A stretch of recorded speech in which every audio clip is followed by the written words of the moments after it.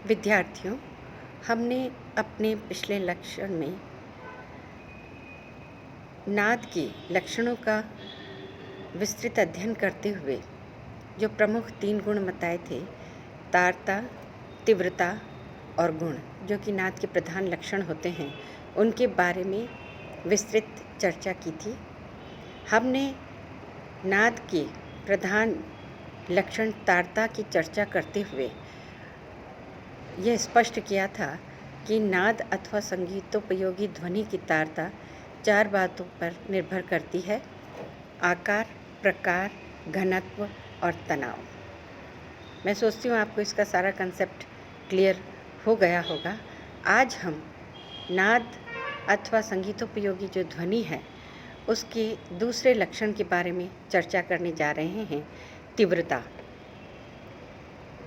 तीव्रता को ही नाद का छोटा बड़ापन भी कहा जाता है। कोई भी ध्वनि भिन्न प्रकार से धीरे अथवा जोर से उच्चारित की जाती है। धीरे से उत्पन्न की गई ध्वनि थोड़ी सी दूर तक और जोर से उच्चारित की गई ध्वनि अधिक दूर तक सुनाई देती है। इसी तीव्रता को नाद का छोटा बड़ापन कहते हैं। नाद के छोटे और बड़ेपन में तारता अथवा आंदोलन संख्या का अंतर नहीं रहता, बल्कि कंपन विस्तार में अंतर आता है। जैसा हमने नाद की तारता के संदर्भ में आपको बताया था कि जब तार की लंबाई छोटी होती है तो तारता बढ़ती है, और जैसे जैसे तार की लंबाई बढ़ाई जाती है तो तारता जो है वो कम होती चली जाती है। ये हमने तानपुरे के तार के संदर्भ में आपको समझाया था कि जैसे जो 2 जोड़ी के तार हैं वो ऊंचे स्वर तारता में मिलाए जाते हैं, जबकि खरज का तार जो है वो मंद्र स्वर में मिलाया जाता है। हमने आपको इस संदर्भ में सितार की भी चर्चा की थी, और कंठ संगीत के संदर्भ में मैंने आपको बताया था कि जो हमारे स्वर तंतु हैं उनकी जैसे जैसे लंबाई बढ़ती चली जाती है, उसकी तारता जो है वो कम होती चली जाती है, और जैसे जैसे स्वर तंतु जब कम लंबे होते हैं, छोटी अवस्था में होते हैं, तो उसकी तारता अधिक होती है। इसके एग्जाम्पल में मैंने आपको बताया था कि जब छोटा सा बच्चा रोता है तो वो अति तार सप्तक में रोता है। उसकी आवाज़ बहुत तारता के अनुपात से बहुत ऊंची होती है। उम्र बढ़ने के साथ साथ जब स्वर तंत्री की लंबाई बढ़ती चली जाती है, स्वर तंतु बड़े होते चले जाते हैं, तो तारता कम होती चली जाती है। आप इसको तारता को बरकरार रखने के लिए कंठ साधना अथवा अभ्यास के द्वारा ठीक उसी तरह से अपनी तारता को कायम रख सकते हैं, जैसे हम योग साधना के द्वारा अपनी मांसपेशियों को संकुचित करके उम्र के प्रभाव को कम कर सकते हैं। अब यहाँ हम जिसकी चर्चा कर रहे हैं नाद के दूसरे गुण की, वो है तीव्रता। इस तीव्रता का तारता से कोई संबंध नहीं होता। नाद के छोटे और बड़ेपन में तारता अथवा आंदोलन संख्या का अंतर नहीं रहता, बल्कि कंपन विस्तार में अंतर होता है। बड़े नाद के आंदोलन की चौड़ाई या विस्तार छोटे नाद की तुलना में अधिक होता है। इसका वैज्ञानिक कारण यह है कि किसी वस्तु की आंदोलन की चौड़ाई अधिक होने से वायु में अधिक सघनता पैदा होती है, जो कि कानों तक पहुंचती है, और कान ध्वनि की तीव्रता का अनुभव करते हैं। सघनता जितनी घनी होती है, ध्वनि उतनी ही तीव्र होती है और नाद उतना ही बड़ा होता है। कंपन विस्तार जब दुगना हो जाता है तो तीव्रता भी दुगनी हो जाती है। इसका सीधा सा एग्जाम्पल है कि जैसे किसी नदी या तालाब का जो ठहरा हुआ पानी है, उसमें जब कोई पत्थर फेंका जाता है तो जिस स्थान पर पत्थर गिरता है उस स्थान से गोल लहरें उत्पन्न होने लगती हैं, जो एक बार बहुत संकीर्ण दायरे में गोल होती है, फिर जैसे जैसे वो दूर होती चली जाती है थोड़ी दूर जाकर के वो समाप्त भी हो जाती है। इसी प्रकार किसी वस्तु में कंपन से ध्वनि तरंगे मंडलाकार आकृति में फैलती हैं। जैसे तरंगे आगे बढ़ती है, उसकी गोलाई ज्यों-ज्यों बढ़ती चली जाती है, उसकी शक्ति कम होती चली जाती है। यदि ध्वनि तरंगे मंडलाकार आकृति में न फैलकर एक ही दिशा में फैले तो वह अधिक दूर तक जा सकती है। हमारा जो चिकित्सकीय स्टेथोस्कोप उपकरण होता है डॉक्टर्स का, जिसके माध्यम से वो लोग हमारी बीटिंग को सुनते हैं, वो वस्तुतः इसी नियम पर आधारित होता है। तीव्रता को अनुभव करने की जो सीमा होती है वो यूँ तो पर्याप्त निश्चित नहीं की गई है, पर फिर भी तीव्रता की एक सीमा होती है। उस सीमा के पश्चात कान उस ध्वनि को बर्दाश्त नहीं कर सकते, और अगर उस सीमा के पश्चात की ध्वनि है तो कानों के पर्दों को नुकसान पहुंचा सकती है। इसी तरह से इसकी एक निम्नतम सीमा भी होती है कि उससे कम तीव्रता वाली ध्वनि का हमें आभास ही नहीं हो पाता है। इसका जो कहना चाहिए नामकरण किया गया है श्रुति दहली और पीड़ा दहली। श्रुति दहली उसे कहते हैं कि उस पर्टिकुलर तीव्रता से जो कम की ध्वनि है उसे हम सुन ही नहीं पाते हैं। जहाँ से हमें ध्वनि सुनाई देनी शुरू होती है वही श्रुति दहली कहलाती है। और पीड़ा दहली, जहाँ से ध्वनि सुनने में हमारे कान असमर्थ होते हैं, तीव्रता इतनी अधिक बढ़ जाती है कि कानों को कष्ट होने लगता है और कभी कभी हानि भी पहुँच जाती है। इस सीमा को हम पीड़ा दहली कहते हैं। संगीत की अगर हम बात करें तो जब बहुत ज़्यादा तेज़ वॉल्यूम में माइक को कर दिया जाता है तो वो पीड़ा दहली हो जाती है, चाहे कितनी भी सुरीली आवाज़ क्यों ना हो। और अगर बिल्कुल ही सुरीली आवाज़ के आगे माइक नहीं सुनाई नहीं दे रही तो हम उसका रसास्वादन नहीं कर सकते। अतः नाद अथवा संगीतोपयोगी ध्वनि का एक लक्षण जो है वो तीव्रता ही होता है। तारता तीव्रता से किस तरह से भिन्न है इसका मैंने आज फिर आपको उदाहरण दिया, कंठ की स्वरतंत्री के माध्यम से, स्वरतंतु के माध्यम से, कि कैसे हमारे गले की जब स्वरतंतु बढ़ते चले जाते हैं उम्र के साथ साथ तो हमारी जो है वह आवाज़ की तारता कम होती चली जाती है, और छोटे बच्चे की आवाज़ की तारता बहुत अधिक होती है। और तीव्रता का संबंध शक्ति से होता है। जब आघात तेज किया जाता है तो वो ध्वनि बहुत दूर तक सुनाई देती है, और जब आघात बिल्कुल धीरे से किया जाता है तो वो ध्वनि बहुत कम पास तक सुनाई देती है।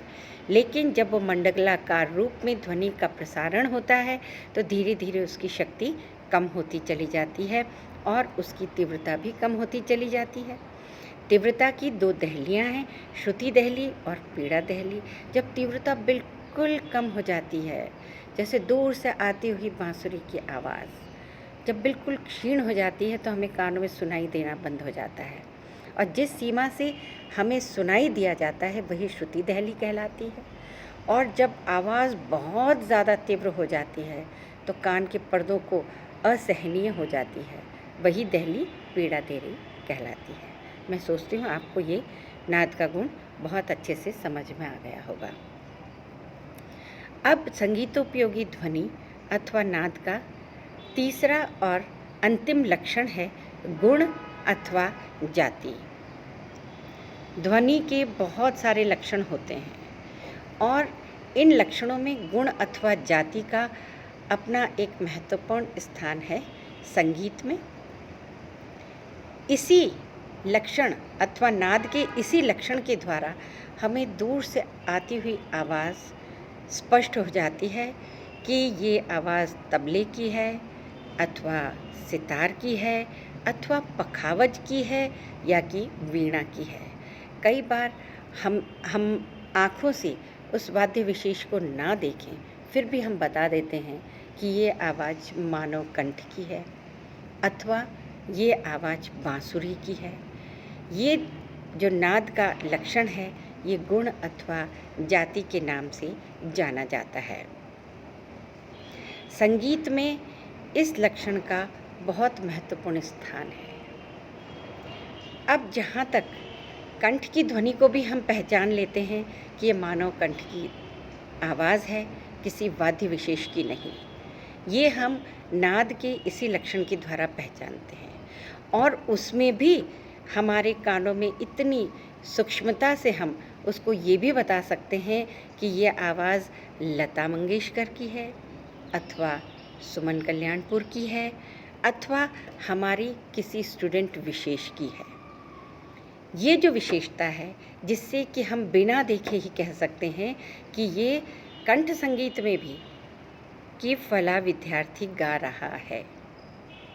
अब हम ऑर्केस्ट्रा की बात करें तो नाद के इसी लक्षण के आधार पर जो ऑर्केस्ट्रा का जो निर्देशक होता है, वो एक साथ समूह में बजने वाले वाद्यों में से भी पर्टिकुलर उस वाद्य की ध्वनि दूर से पहचान लेता है जो बेसुरा मिला हुआ है अथवा रिदम में नहीं है।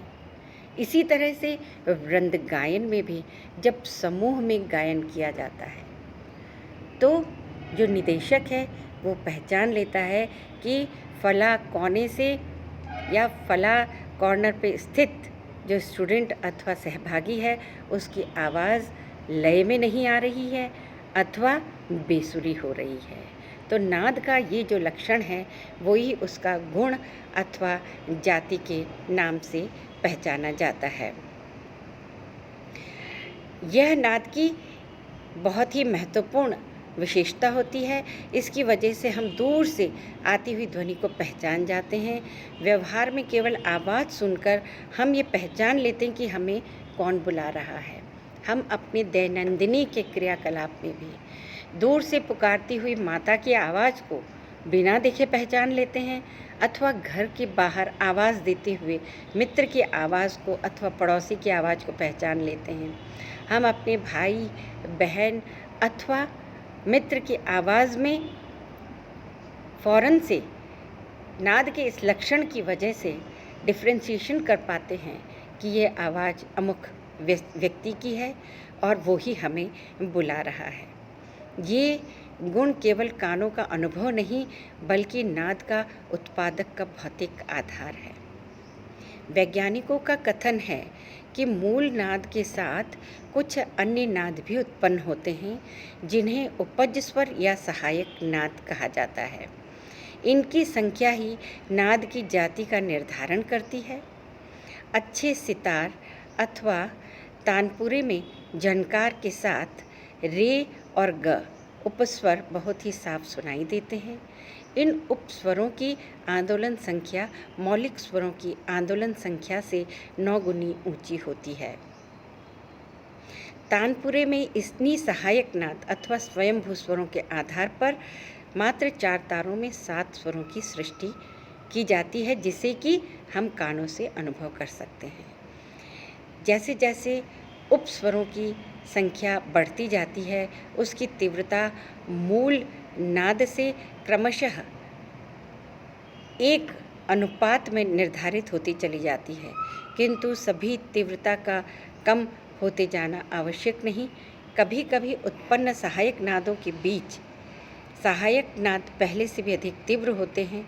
कुछ खिंचे हुए तार को कंपित करने के तरीके के बदलने से नाद के उपस्वर भी बदल जाते हैं, फलतः उनका गुण बदल जाता है। जैसे किसी नुकीले या वजनदार वस्तु से तार पर आघात करने से तीव्रता से बहुत से उपस्वर उत्पन्न हो जाते हैं और नाद की जाति बदल जाती है। तार छेड़ने का स्थान भी बदल देने से स्वर का गुण बदल जाता है। जैसे बाज के तार को मिज़राफ द्वारा जब गलत जगह पर आघात कर दिया जाए तो उसकी ध्वनि बदल जाती है। ठीक इसी प्रकार वायलिन में भी बो को अगर गलत जगह से रगड़ दिया गया तो उसका स्वर का गुण बदल जाएगा। सहायक नादों के उपपद स्वर का क्रम एक विशिष्ट प्रकार का होता है और इसी से सभी परिस्थितियों में नाद की जाति अलग अलग होती है। ध्वनि के इन तीनों गुणों का सुंदर समन्वय ही श्रेष्ठ संगीत की संरचना करता है। बच्चों, मैं सोचती हूँ आपको अब संगीतोपयोगी नाद के जो प्रधान गुण हैं उनके बारे में विस्तृत जानकारी समझ में आ गई होगी। अब हम अपने नेक्स्ट लेक्चर में जो कानों की श्रवण प्रक्रिया अथवा ध्वनि के ग्राहक कान और ध्वनि हम कैसे सुनते हैं उसके बारे में विस्तृत चर्चा करेंगे। अभी हमने ध्वनि कैसे उत्पन्न होती है, उसका गमन कैसे होता है, गमन की प्रक्रिया क्या होती है, इसके बारे में विस्तृत चर्चा करते हुए ध्वनि अथवा संगीतोपयोगी नाद मधुर ध्वनि कहना चाहिए, उसके लक्षणों का हमने विस्तार से चर्चा कर ली। अब ध्वनि को ग्रहण कैसे किया जाता है, उसकी संवेदना कानों के द्वारा कैसे होती है, इसकी संरचना का हम विस्तार से वर्णन अपने अगले व्याख्यान में करेंगे।